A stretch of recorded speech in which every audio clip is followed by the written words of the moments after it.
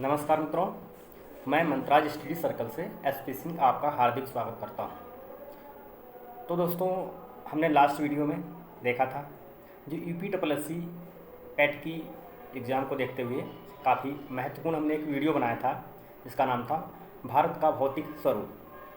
तो भारत के भौतिक स्वरूप में हम बात करें तो हम लोगों ने पढ़ा था कि भारत की लंबाई के बारे में, भारत की चौड़ाई कितनी है, और भारत के पड़ोसी देशों के बारे में पढ़ा था, और भारत में कितने राज्य कौन सी सीमा से, किस देश की सीमा से टच करते हैं, हम लोगों ने ये बात की थी।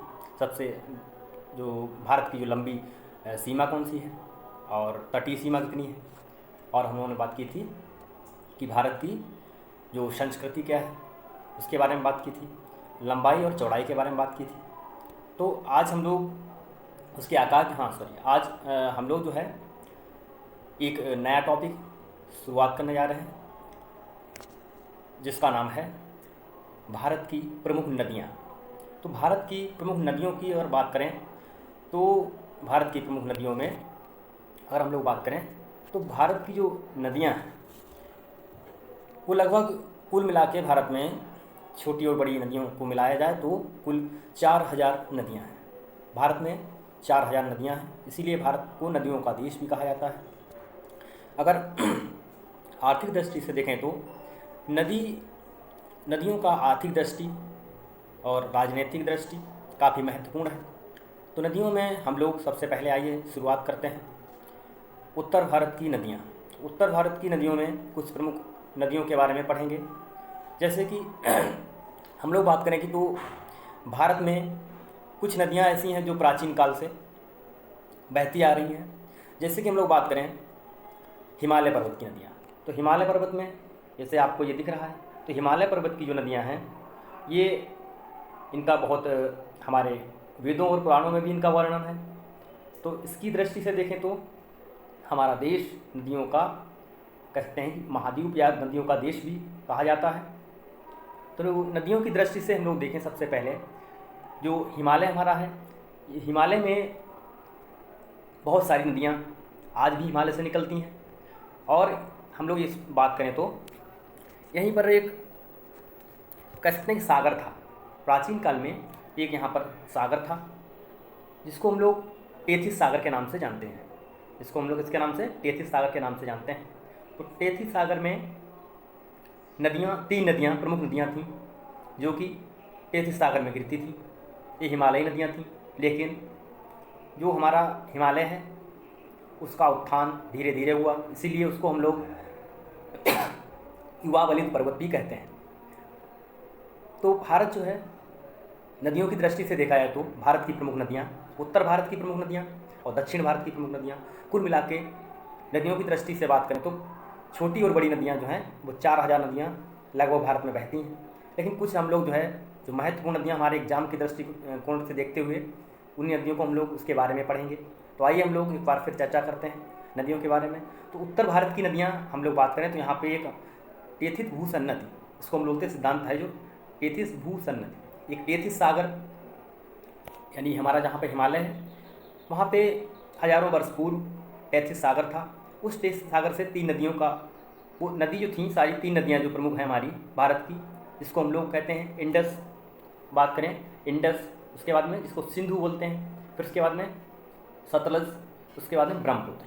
ये तीन नदियाँ हमारी जो हैं वो कैसी हैं, वो इंटरनेशनल नदियाँ हैं यानी अंतर्राष्ट्रीय नदियाँ हैं जो हमारे कहाँ यानी तिब्बत में, तिब्बत का एक जगह है मानसरोवर झील, तो तिब्बत की मानसरोवर झील से नदियों का उद्गम हुआ है। कौन सी, इंडस, इंडस, इसी को हम लोग सिंधु बोलते हैं, और सतलज और उसके बाद में ब्रह्मपुत्र। तो आइए हम लोग देखते हैं। तो देखो ये नदियाँ क्या थीं, ये नदियाँ हमारी जो उत्तर भारत की नदियाँ हैं इनको हम लोग जो है पूर्ववर्ती नदियाँ कहते हैं। क्या कहते हैं, इंसिडेंट रिवर्स या पूर्ववर्ती नदियाँ भी कहते हैं। तो देखो पूर्ववर्ती इनका मेन होने के कारण ये है कि पूर्ववर्ती नदियाँ इनको इसलिए कहा जाता है क्योंकि जो हमारे जो उत्तर भारत की नदियाँ हैं तो इन नदियों की दृष्टिकोण से हम लोग देखें तो इसमें तीन महत्वपूर्ण नदियाँ हैं जो इंटरनेशनल बाउंड्री यानी कई देशों से होकर बहती हैं। जैसे कि हम लोग बात करें, ये आपको यहाँ पर दिख रहा है, यहाँ पे एक जगह है तिब्बत में मानसरोवर लेक, कौन सी है, मानसरोवर लेक। तो मानसरोवर लेक के पास में यहाँ पे एक जगह है जिसका नाम है राकसताल, यहीं पे क्या है, राकसताल है। और यहीं पे एक जगह है जिसका नाम है एमा चिंगडिंग ग्लेशियर, एमा चेमा युंगडंग ग्लेशियर, ये तिब्बत में इसका नाम है एक जगह का। और यहीं पे क्या है, एक यहाँ पर हम लोग बात करें तो राक स्थल है। तो यहीं पर नदियों की दृष्टि से बात करें, यहाँ पे 3 प्रमुख नदियाँ निकलती हैं। तो देखो नदियों का निकलने का अगर क्रम देखें हम लोग, तो यहाँ पे क्या था, टेथिस सागर था। तो ये हमारा आज जहाँ पर ये आपको दिख रहा है ये पूरा हिमालय, तो ये हिमालय का उत्थान यहाँ से यहाँ तक, यानी हम लोग बात करें जम्मू कश्मीर से लेकर के कहाँ तक, ये हमारा बात करें हम लोग तो ये आपका म्यांमार, तो यहाँ तक जो है हिमालय का विस्तार हुआ है। यहाँ पर जो है नदियाँ जो पहले से ही बह रही थी, जो कि कहाँ गिरती थी, यहाँ पे एक जगह, यहाँ पे एक सागर था जिसका नाम था टेथिस सागर। तो टेथिस सागर में इन नदियाँ गिरती थीं। तो इन नदियों यानी यहाँ पर जो है नदियों का क्रम देखें तो यहाँ पे 3 प्रमुख नदियाँ, जो कि कह सकते हैं कि ये टेथिस सागर में नदियाँ जो है गिरती थीं। तो यहाँ पर सिल्ट जिसको बोलते हैं गाद या मिट्टी या कंकड़, जो भी है गाद, ये लाती थीं और क्या करती थीं, ये टेथिस सागर में जमा करती थी।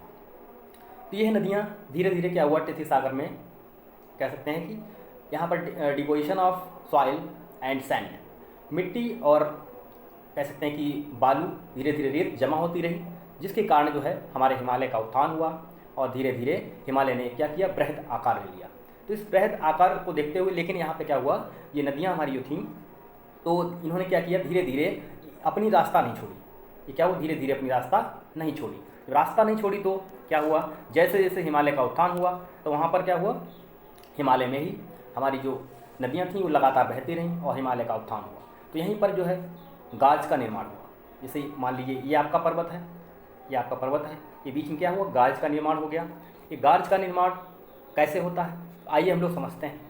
जैसे जैसे यहाँ पर हिमालय का उत्थान हुआ तो ये पूर्ववर्ती नदियाँ क्या है, ये लगातार बहती रहीं।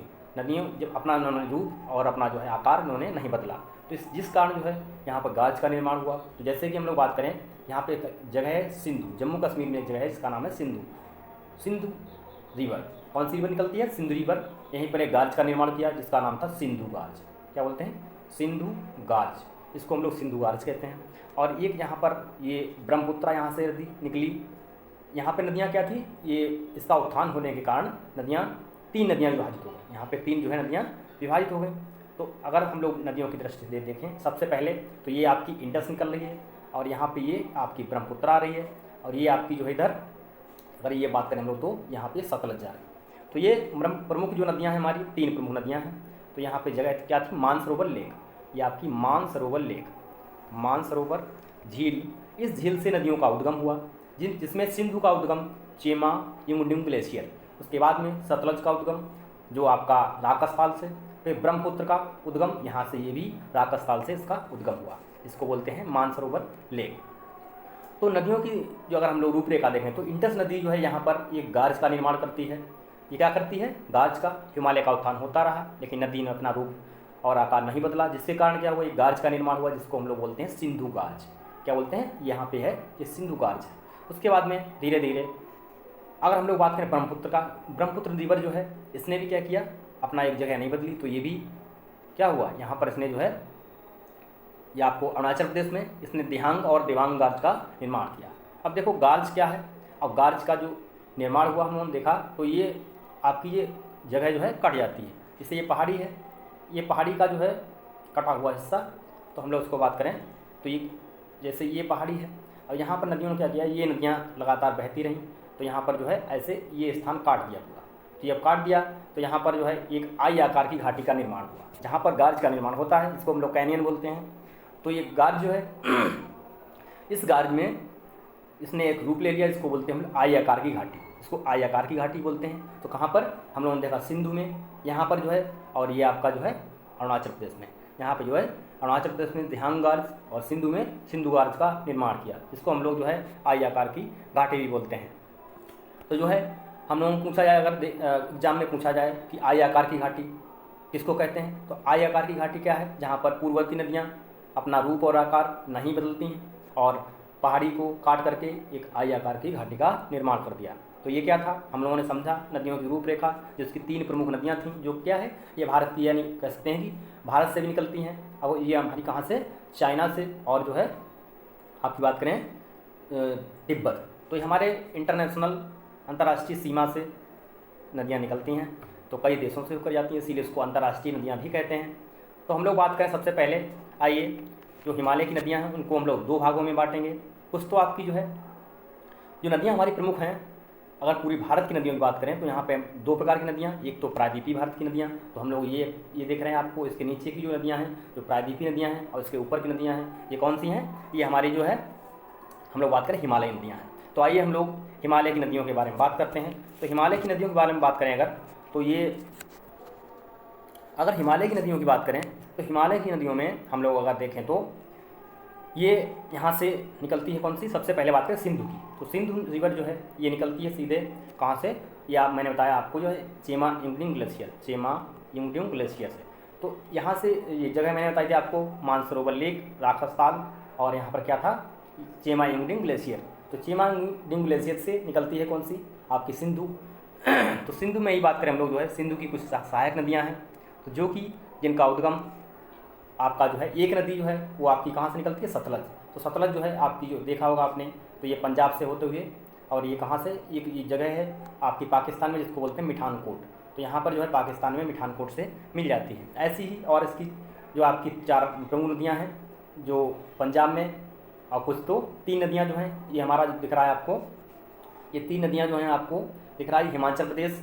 सबसे पहले उसको बात करें इंडस, उसके बाद झेलम, रावी, ब्यास, सतलज, जो हमारी 5 नदियाँ हैं।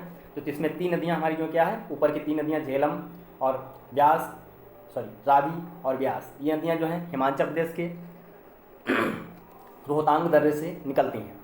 जिसमें अगर हम लोग झेलम की बात करें तो झेलम क्या है, ये हमारे जो वेरीनाग कह सकते हैं हिमाचल प्रदेश के जम्मू कश्मीर के वेरीनाग जिले से निकलती हैं। कौन सी, झेलम रिवर। तो झेलम रिवर की बात करें तो झेलम जो है आगे चलकर कहाँ मिलती है, ये हमारी जो है सतलज में मिल जाती है।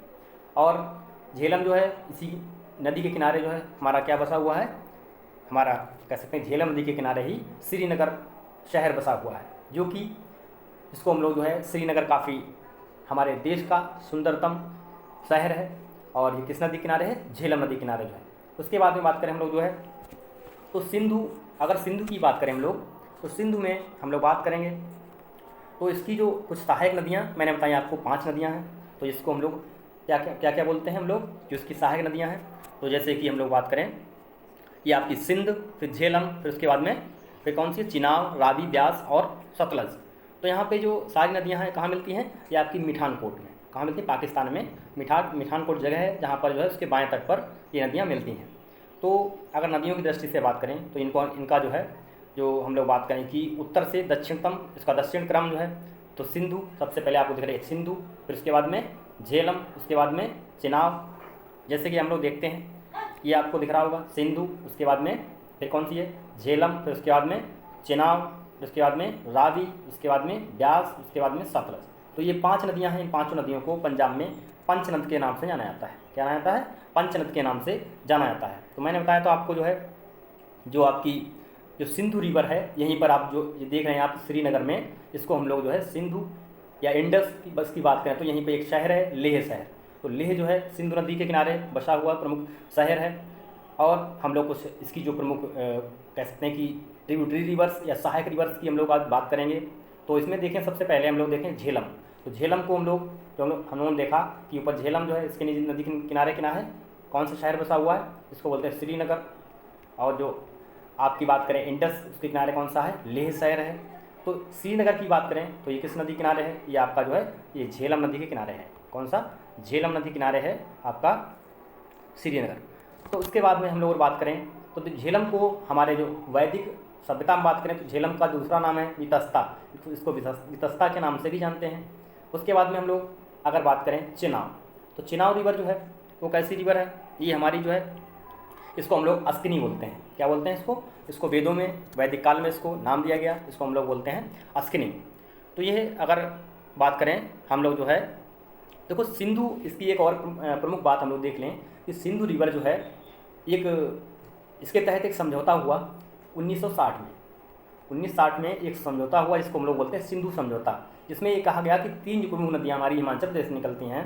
तो ये प्रमुख 3 नदियाँ जो हैं, इसमें जल संग्रहण की बात करें तो यहाँ पर जो हमारी आपको दिख रही है सिंधु रिवर, तो यहाँ पर कुछ नदियाँ जो 1960 में समझौता हुआ, जिसमें ये कहा गया कि हमारी जो झेलम और चिनाब है, तो ये पूर्व की नदियाँ जो हैं झेलम और चिनाब, तो इसको जो हम लोग कह सकते हैं कि 20% झेलम और चिनाब, अगर हम लोग बात करें कि झेलम और चिनाब नदी, इसका जो है आपको बात करें 20% जो आपको पानी है, जो इस समझौते के तहत कहा गया कि 20% इसका पानी है, तो हम लोग क्या करेंगे, ये कौन ग्रहण करेगा, ये भारत यूज करेगा, ये जो है ये भारत यूज करेगा। उसके बाद में जो बचा हुआ है नदियों का 80%, झेलम और चिनाब का जो बचा हुआ पानी 80%, ये जो है पाकिस्तान इसका पानी यूज करेगा।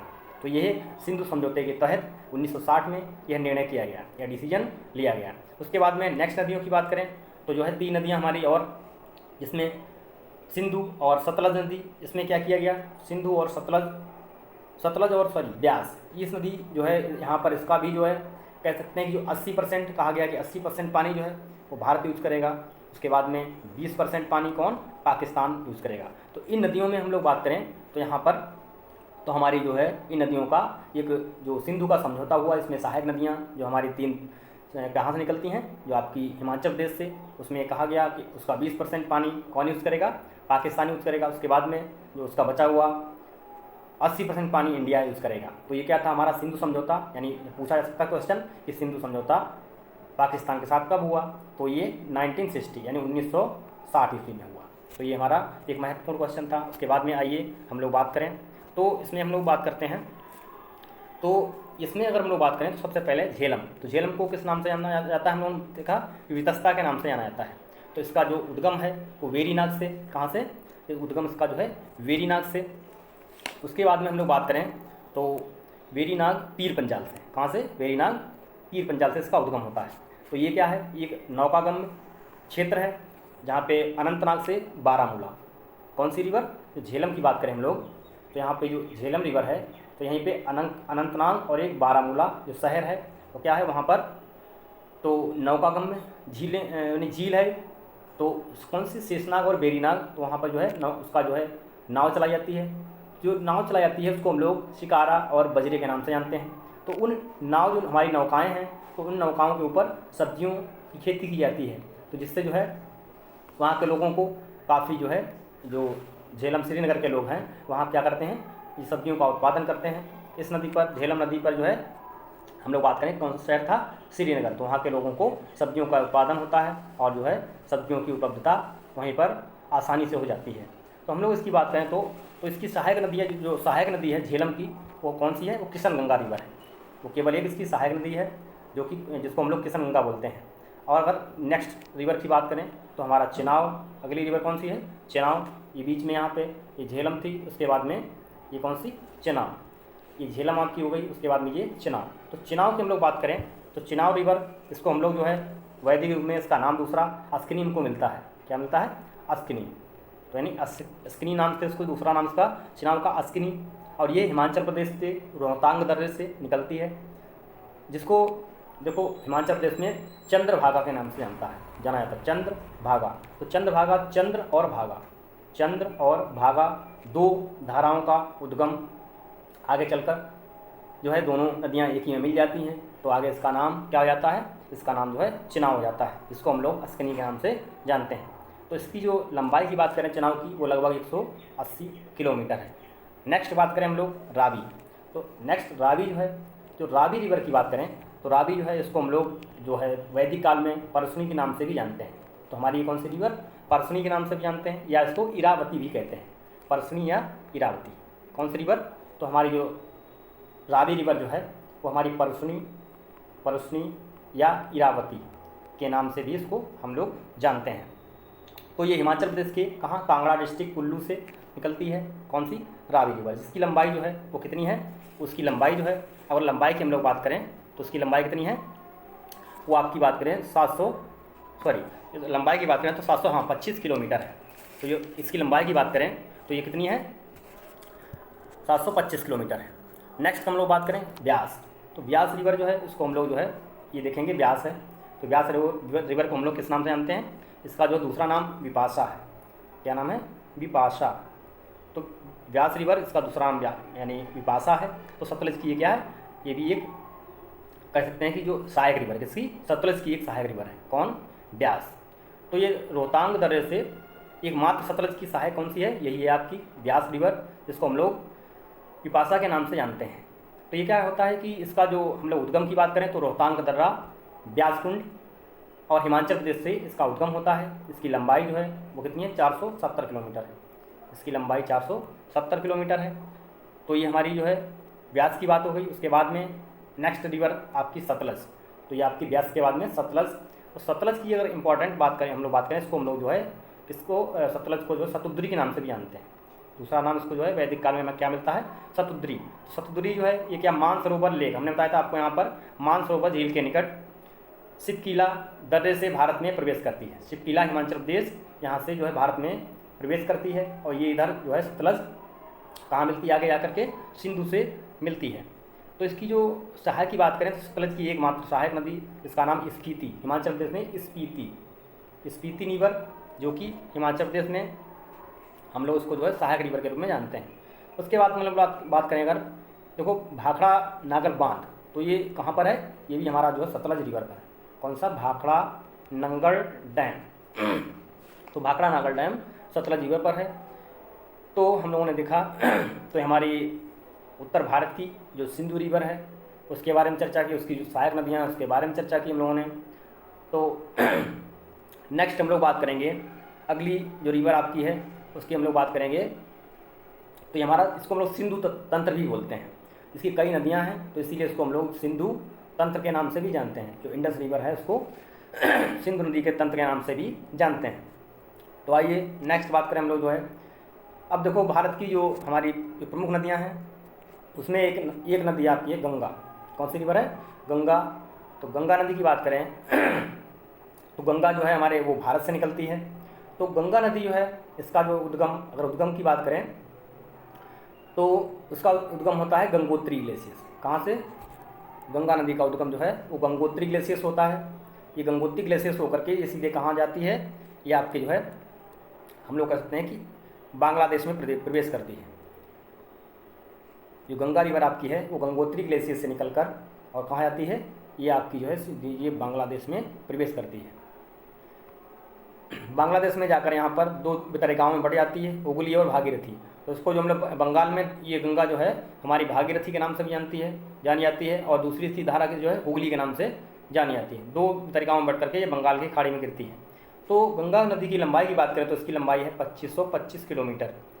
तो सबसे ज़्यादा जो इसकी लंबाई है वो आपकी उत्तर प्रदेश में मिलती है। गंगा की जो है सबसे ज़्यादा लंबाई कहाँ मिलती है, उत्तर प्रदेश में मिलती है। तो अब देखो हम लोग बात करें कि गंगा हमारी जो है भारत की पवित्र नदियों का इसको रूप भी दिया गया है, यानी पवित्र नदी भी इसको कहा जाता है। तो इसकी लंबाई हो गई 2525 किलोमीटर हो गई। तो अगर हम लोग बात करें इसकी सहायक रिवर्स की, तो गंगा की जो सहायक रिवर्स हैं वो देखिए आपकी ये गंगा आ रही है। और इसकी सहायक रिवर की बात करें हम लोग तो यहाँ से इधर से ये आपको जो है एक मिलती है रामगंगा, सॉरी उसके बाद में गोमती, उसके बाद में घाघरा, उसके बाद में ये आपको कोसी, फिर उसके बाद में गंडक, फिर उसके बाद में केन, सॉरी कोसी, ये आपको जो है यहाँ से ये आपकी कौन सी रामगंगा हो गई। फिर इसके बाद में ये गोमती हो गई, ये यहाँ के आके और ये घाघरा हो गई, उसके बाद में गंडक हो गई, उसके बाद में कोसी हो गई। तो अगर हम लोग रामगंगा की बात करें तो ये कैसी है, ये भी हिमालय नदी। तो रामगंगा जो है ये पठारी क्षेत्र से निकलती है। तो ये रामगंगा जो है भारत में अगर प्रवेश करने की बात करें तो ये यानी हाँ उत्तर प्रदेश में प्रवेश करने की बात करें तो बिजनौर डिस्ट्रिक्ट से आगे बहती हुई सीधे कहाँ होती है, ये आगे गंगा में आगे कन्नौज से मिल जाती है, कन्नौज में गंगा से मिल जाती है। तो इसकी लंबाई लगभग बात करें तो इसकी लंबाई लगभग 600 किलोमीटर है। तो जो गंगा के बाद हाँ हम लोगों ने देखा रामगंगा, उसके बाद देखें गोमती। गोमती क्या है, ये भी हमारे एक पठारी भाग से निकलती है। तो गोमती जो है वो हमारी ये भी क्या है, गंगा की सहायक रिवर है। तो गोमती नदी किनारे हमारी अगर गोमती की बात करें तो ये दो कहाँ से निकलती है, पीलीभीत से। इसका उद्गम देखें तो पीलीभीत एक जगह है, पीलीभीत डिस्ट्रिक्ट यूपी का, जहाँ पे फुलहर झील से निकलती है पीलीभीत के। और ये आगे कहाँ मिलती है, ये आपके जौनपुर में आगे जा कर के ये गंगा में मिल जाती है। तो जौनपुर जो है शहर वो भी कहाँ है, वो बात करें कि जो जौनपुर शहर गोमती नदी किनारे है। और दूसरा जो है ये आपका ये सबसे पहले हम लोगों ने देखा था लखनऊ शहर भी हमारा कहाँ है, गोमती नदी किनारे है। अगला कहाँ, जौनपुर आपका ये भी गोमती नदी किनारे है। तो गोमती जो है हमारी कहाँ से निकलती है, फुलहर झील पीलीभीत से निकलती है।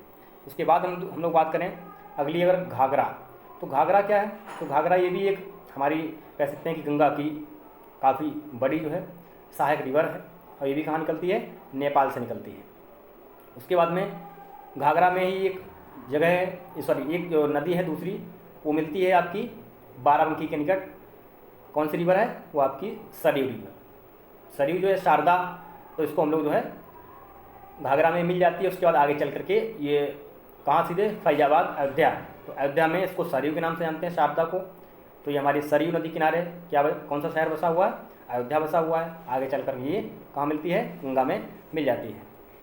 नेक्स्ट बात करें हम लोग जो है गंडक, तो गंडक ये इसको हम लोग नारायणी नदी भी कहते हैं नेपाल में, और इसको वैसे यहाँ भारत में जो है गंडक के नाम से जाना जाता है। ये भी कहाँ निकलती है, ये आपके जो है रुकुमकोट जिला है नेपाल का, वहाँ से जो है निकलती है। और गंडक ये कहाँ मिलती है, सीधे ये आपकी गंगा मिलती है। तो ये भी गंगा की सहायक रिवर है। उसके बाद में बात करें हम लोग कोसी, तो कोसी जो हमारी रिवर है वो भी क्या है, गंगा की सहायक नदी है।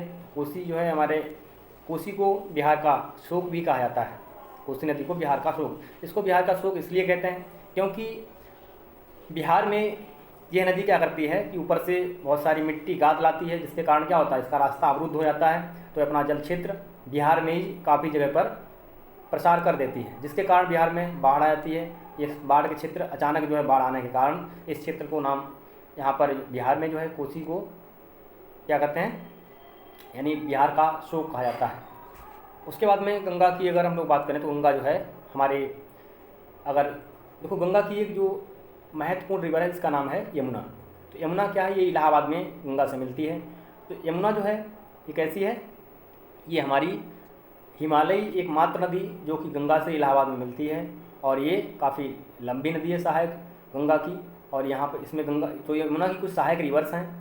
तो ये इधर से आपके जो कह सकते हैं मालवा के पठार से या अमरकंटक पहाड़ी से कुछ नदियाँ निकलती हैं, जो जिसमें चंबल, उसके बाद में हम लोग बात करें ये पार्वती है रिवर, एक उसके बाद ब्यास, फिर उसके बाद में बेतवा, उसके बाद में सोन रिवर।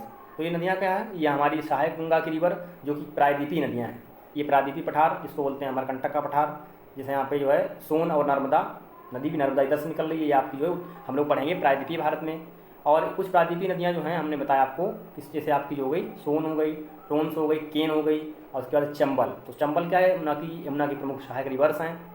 तो ये कहाँ, यमुना जो है यमुना से मिलती हैं, और यमुना किसमें मिलती है, गंगा में मिल जाती है। तो ये सीधे जो है गंगा हमारी जो है आगे प्रवाहित होती हुई, और ये पश्चिम बंगाल। तो गंगा की हम लोग बात करें तो गंगा जो है हमारी वो कैसी रिवर है, वो हमारे, अगर हम लोग बात करें गंगा तो कहाँ कहाँ बहती, किस राज्यों में बहती है, तो गंगा जो है हमारे सबसे पहले कहाँ से, उत्तराखंड से, उसके बाद में उत्तर प्रदेश, उसके बाद में कुछ इसका जो है फिर बिहार, उसके बाद में झारखंड, फिर उसके बाद में वेस्ट बंगाल। यानी सबसे पहले हम लोग बात करें तो कहाँ पर, ये आपका उत्तराखंड, उसके बाद में यूपी, उसके बाद में बिहार, उसके बाद में झारखंड, उसके बाद में वेस्ट बंगाल। ये आपकी जो है 1 2 3 4 5 यानी 5 राज्यों से होकर गंगा क्या होती है, प्रवाहित होती है। तो सबसे कम जो बात करें इसका जो प्रवाह क्षेत्र वो आपका झारखंड है, और सबसे ज़्यादा कहाँ पर, यूपी में। गंगा जो है सबसे ज़्यादा कहाँ पर, इसका जो लंबाई जो है वो यूपी में सबसे ज़्यादा लंबाई है। तो यूपी के 27 शहर प्रमुख जो हैं वो गंगा के किनारे बसे हुए हैं। जैसे हम लोग बात करें, जैसे कि यूपी में इलाहाबाद, उसके बाद में जो आपका फर्रुखाबाद शहर है, उसके बाद में कानपुर जो है, ये क्या है, गंगा जी के किनारे बसे हुए प्रमुख नगर हैं। तो हम लोग जो है कुछ जो प्रमुख शहर हैं नदियों के किनारे, वो हम लोग अगले वीडियो में पढ़ेंगे, एक नया वीडियो बनाएंगे, उसमें हम लोग उसको जानेंगे किस नदी के किनारे कौन सा शहर बसा हुआ है। तो हम लोग जो है गंगा नदी को देखा हम लोगों ने। और गंगा नदी में बात करें हम लोग जो है, एक यहाँ पर ये दामोदर वैली है, तो यहाँ से दामोदर वैली से एक निकलती है दामोदर नदी, जो कि गंगा की ये भी सहायक है। ये वेस्ट बंगाल में गंगा से मिलती है। तो दामोदर क्या है, ये हमारी गंगा की सहायक रिवर है। इसको हम लोग जो है स्वर्ण नदी के नाम से भी जानते हैं। तो यहाँ पे क्योंकि यहाँ पे काफ़ी सोना पाया जाता है। तो गंगा जो है आगे चल कर के बंगाल की खाड़ी में अपना जल गिरा देती हैं। तो यहीं पर एक गंगा जी हमारी जो है वो डेल्टा का निर्माण करती हैं। अगर हम लोग बात करें तो गंगा में ये डेल्टा, ये यहाँ पर काफ़ी छोटी छोटी वितरिकाओं में ये बट जाती हैं। तो इस वितरिकाओं से यहाँ पे एक डेल्टा का निर्माण होता है। इस डेल्टा का नाम है सुंदरवन का डेल्टा। तो सुंदरवन का डेल्टा, तो डेल्टा क्या होता है, तो डेल्टा एक ऐसी जगह है जहाँ पर नदियाँ जो हैं अपनी जो मिट्टी कंकड़ पत्थर लाती हैं और ये समुद्र में यानी बंगाल की खाड़ी में क्या करती हैं, डिपॉजिट करती हैं, उसको जमा करती हैं, जिसके कारण जो है नदियों में पठारी भाग बन जाता है और उसी क्या करती हैं, वो डेल्टा का निर्माण करती हैं। तो ये गंगा जो है सबसे बड़ा जो इसका डेल्टा बनाती है, सुंदरबन का डेल्टा। तो यहाँ क्या होता है कि डेल्टा जो है इसका निर्माण होता है, जो कि हमारे यहाँ पर भारत में सुंदरबन का डेल्टा है। तो ये सबसे बड़ा, विश्व का सबसे बड़ा डेल्टा है और यहीं पर जो है रॉयल बंगाल टाइगर भी पाए जाते हैं। और इस सुंदरबन डेल्टा में हमारे कुछ कह सकते हैं कि वृक्ष पाए जाते हैं, जिसको हम लोग बोलते हैं कैजुरीना। कैजुरीना, उसके बाद में अगला दूसरा आपका जो है सुंदरी नामक वृक्ष, उसके बाद में मैंग्रोव। तो ये वनस्पतियाँ पाई जाती हैं, मैंग्रोव, सुंदरी और कैजुरीना वृक्ष भी कहाँ पाए जाते हैं, ये आपके सुंदरबन के डेल्टा में पाए जाते हैं। तो देखो सुंदरबन डेल्टा जो है विश्व का सबसे बड़ा डेल्टा है। तो अगर हम लोग बात करें, अब नेक्स्ट हम लोग बात करें ब्रह्मपुत्र नदी तंत्र। देखो ब्रह्मपुत्र नदी है जो है आपकी कहाँ से, ये भी कहाँ से निकलती है, ये मैंने बताया चेमा एंगुडेम ग्लेशियर से, सॉरी राकस्थाल से, मानसरोवर लेक के राकस्थाल से इसका उद्गम होता है। तो ये ब्रह्मपुत्र ये सीधे कहाँ, तिब्बत से होकर के, और यह सीधे कहाँ, चाइना से ये सीधे प्रवेश करती है कहाँ, हम लोग बात करें भारत में, यहाँ पर एक जगह है दिहांग और देवांग जगह है, जहाँ पे गार्ज का निर्माण करती है, मैंने आपको बताया था। तो यहाँ पर काट के गार्ज का निर्माण करती है और ये सीधे कहाँ, बांग्लादेश में गंगा से मिलती हैं। तो यहाँ पर ब्रह्मपुत्र को बांग्लादेश में क्या कहा जाता है, जमुना के नाम से जाना जाता है, जमुना। तो देखो हम लोग पढ़ते हैं कि एक यमुना रिवर है, ये गंगा की सहायक, लेकिन यमुना जो है वो अलग है, आपकी जमुना अलग है। तो ये जमुना की बात करें तो जमुना जो है हमारी वो क्या है, इसको ब्रह्मपुत्र को ही बांग्लादेश में जमुना के नाम से जाना जाता है। यहीं पे एक रिवर आके मिलती है बराक, किससे, ब्रह्मपुत्र से बराक रिवर मिलती है। इस बराक आगे बढ़ती है, इसका नाम मेघना हो जाता है। मेघना कहाँ से, ये इधर गंगा आई है, गंगा से मिल करके ये क्या, यानी संयुक्त रूप से पद्मा के नाम से ये कहाँ, बांग्लादेश में पद्मा के नाम से ये अपना जल गिरा देती हैं। तो इस बांग्लादेश में जो है हम लोग इसको गंगा को किस नाम से जानते हैं, बांग्लादेश में इसको पद्मा के नाम से जानते हैं, और इसको जो है ब्रह्मपुत्र को हम लोग जमुना के नाम से जानते हैं। तो ये संयुक्त रूप से अपना जल यहाँ गिरा देती हैं। तो हम लोग अगर बात करें तो हम लोगों ने देखा कि जो उत्तर भारत की जो नदियाँ हैं, तो कुछ हिमालयी नदियों के बारे में बात की हमने, जैसे कि हम लोग सिंधु रिवर के बारे में देखा। तो सिंधु की 5 नदियाँ जो हम लोग बात करें कि उसकी सहायक नदियाँ, 5 नदियाँ जो उसकी सहायक, उसके बारे में बात की हमने। उसके बाद में हमने ये देखा कि यहाँ पे प्रमुख कुछ शहर हैं, जैसे लेह जो है वो किस नदी किनारे, सिंधु रिवर के किनारे यानी इंडस के किनारे है। उसके बाद में हम लोगों ने बात की कि सतलज जो है ये आपकी एकमात्र कह सकते हैं कि सहायक रिवर किसकी, इंडस की, जो जिसका उद्गम ये कहाँ होता है, मानसरोवर लेक से होता है। ये कहाँ मिल जाती है, किसकी, सॉरी हाँ, ये आपकी सिंधु में यानी मिल जाती है, पाकिस्तान में मिठानकोट जगह है जहाँ पर जो है ये सिंधु से मिल जाती है। और सतलज की हमने देखा कि सहायक नदी रिवर जो कि व्यास, किसकी, सतलज की सहायक रिवर, जिसको हम लोग विपाशा के नाम से भी जानते हैं। तो ये क्या है, सतलज की एक सहायक रिवर।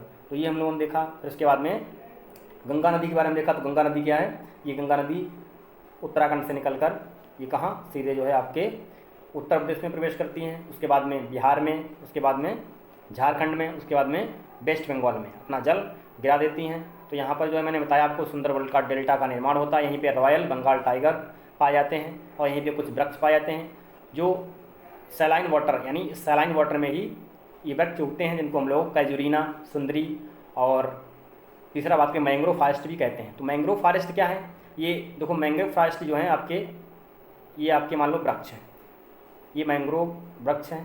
अब इनका जो है, जो हम लोग जड़ की बात करें तो देखो ऐसे ये पानी में क्या करती हैं, कटाव को रोकती हैं, यानी अफवाह होने से पानी रोकती हैं। तो इनका ऐसी जड़ें निकली हुई हैं, इनकी जड़ें जो है ऐसी ऊपर को, पहले ज़मीन के अंदर, फिर पानी के ऊपर, ज़मीन के अंदर पानी। तो ये क्या है, ये पानी भरा हुआ है, ये हमारा जो है पानी भरा हुआ है। तो इस टाइप से इसकी जड़ें ऊपर निकली रहती हैं, जिसको हम लोग ये खूंट बोलते हैं, खूंट टाइप की जो है ये निकली रहती है। तो यहाँ पर हम लोग जो है, हम लोगों को चलना आसान नहीं है। तो ये है, किसके बारे में देखा हम लोगों ने, तो देखा हमने मैंग्रोव फॉरेस्ट के बारे में, यानी मैंग्रोव वृक्ष के बारे में। और यहीं पर सुंदरी नामक वृक्ष पाए थे, इसीलिए इसको हम लोग सुंदरबन का डेल्टा कहते हैं। अब देखो ब्रह्मपुत्र में हम लोगों ने देखा एक जो माजुली द्वीप है, कौन सा, असम जो है, यहाँ पे ये ब्रह्मपुत्र जब असम में प्रवेश करती है तो अरुणाचल प्रदेश होते हुए, तो यहीं पर एक द्वीप बनाती है जिसका नाम है, क्या नाम है इसका, एक, हाँ, ये रिवर इधर से आती है, ये आपकी महानंदा और ये इधर से ब्रह्मपुत्र, ये मिलकर के एक द्वीप का निर्माण करती है, जो कि जिसको हम लोग ब्रह्मपुत्र जिसको हम लोग माजुली द्वीप के नाम से जानते हैं। क्या जानते हैं? माजुली असम में, जिसको हम लोग माजुली के नाम से जानते हैं, जो कि विश्व का सबसे बड़ा नदी द्वीप है, यानी विश्व का सबसे बड़ा नदी द्वीप है। कौन? माजुली द्वीप। तो ये हमारी प्रमुख नदियों की, यानी हिमालयी नदियों की विशेषता थी। तो हम लोगों ने देखा हिमालयी नदियों के बारे में। सबसे पहले बात करें तो हम लोगों ने क्या देखा? सिंधु नदी तंत्र के बारे में, उसके बाद में गंगा नदी तंत्र के बारे में, उसके बाद में ब्रह्मपुत्र नदी तंत्र के बारे में, फिर हमने देखा सतलज नदी तंत्र के बारे में। तो ये क्या है? ये हमारे यानी हिमालय की प्रमुख नदियाँ थीं। हम लोग नेक्स्ट पढ़ेंगे प्रायद्वीपीय भारत की नदियाँ। अगले वीडियो में हम लोग प्रायद्वीपीय नदियों के बारे में जानेंगे। तब तक के लिए थैंक यू, धन्यवाद।